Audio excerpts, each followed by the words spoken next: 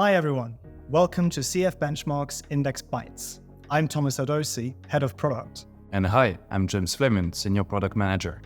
Today we're going to talk about the CF ETH Staking Series, a set of indices that CF Benchmarks has recently launched to measure the staking of Ether in partnership with 4 staking service providers: Blockdaemon, Figment, Kiln, and Staked.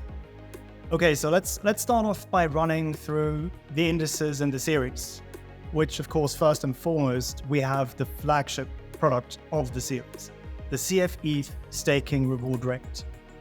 And it represents the daily annualized percentage reward rate for staking Ether on its native blockchain, Ethereum.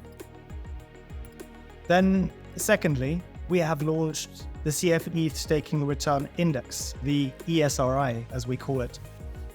And the ESRI integrates both the underlying asset Ether's performance and the associated staking reward rate. So this index leverages the reward rate, the SRR, jointly with the underlying Ether's performance, which is sourced from the well-established CME CF Ether dollar reference rate, which of course settles the CME Ether futures and options.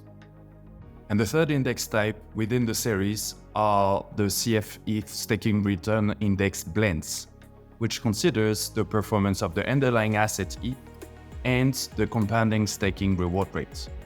It is characterized by a fixed weighted portfolio structure, which comprises of 90% staked ETH and 10% non-staked ETH, and goes down by 10% increment down to 10% staked ETH and 90% non-staked ETH. So James, can you please shed some light on how we choose the input data for the CF ETH staking indices, which is probably the first key differentiator? So there are multiple ways to stake Ether, but only one is used by institutions, which is non-custodial staking, using staking service providers. And this allows investors to keep ownership of their Ether while not having to manage the staking operation. If we look at the Ethereum network, it includes both non-custodial staking validators as well as other types of validators that might be run by individuals who are staking their own Ether and running the validator on their own computer. And in order for the index to be representative of the relevant market, we have to observe the subset of validators run by staking service providers. And this is important because the quality of the validator can affect the amount of staking rewards and therefore the staking reward rate. Yeah, that makes a lot of sense. And I think this is also why CF Benchmark has partnered with a panel of 4 of the largest and most renowned staking service providers to provide the reward rates of the validators they manage on behalf of clients. So now switching gears, another key differentiator is that our ETH staking reward rate is net of the provider fee. We subtract a fee from the reward rates we receive from the staking service providers. And the reason for that is that the staking activity isn't just passive income, as the validator is required to run it on a computer or on a server and continuously monitor the activity to avoid missing out on rewards or to avoid losing ETH. And the costs associated with the validator's operations are considerable, with public protocol fees at around 10% of the staked amount per annum.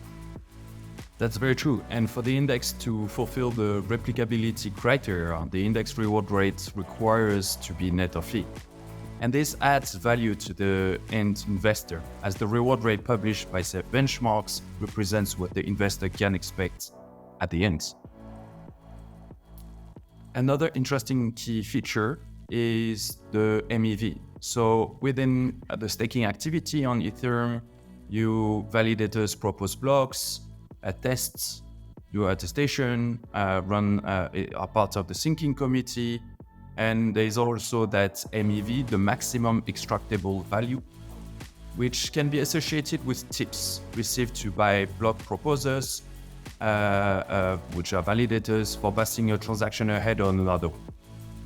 and this source is non-negligible part of the reward rate and is included in the CF ETH staking reward rate, as it is accessible for all the validators when they are proposing blocks. Great. That really sums up the MEV part nicely. So to round things up, the fourth key differentiator worth mentioning here is the fact that our staking indices are regulated. So CF Benchmarks, of course, are a UK FCA regulated benchmark provider of the UK BMR. The CF ETH Staking Index Series is regulated itself. So that adds to the overall value proposition of the indices. Okay, so now we spoke about the key differentiator of the index. Now let's speak about what the actual use cases are for this series. And we see mainly 4 use cases. The first one is the internal benchmarking. So this concerns anyone in the staking ecosystem, going from asset managers, market makers, as well as staking service providers that can benefit from having a trusted and reliable benchmark. The second use case is to settle derivative contracts. Within the contracts, we can think of swaps, futures, and that can help market participants to manage the risk associated with staking. And a regulated and manipulation-resistant index benchmark does enable trust in the derivative contract. And the third use case is the investment fund replication. So this means that public fund can track the index for performance benchmarking and to enable the daily valuation, the net asset value, the NAV. And the last use case will be analysis and reporting. So this index can be used to analyze network dynamics, but also financial and tax reporting. Great. That really sums up the use cases nicely. So that brings us to the end of today's episode. If we have sparked your interest, please feel free to reach out through the CF Benchmarks website, cfbenchmarks.com. Also, please check out some of our other CFB content, including our podcast, CFB Talks Digital Assets, available on all major channels. I'm Thomas Erdösi. And I'm James Flamant. Thank you for listening.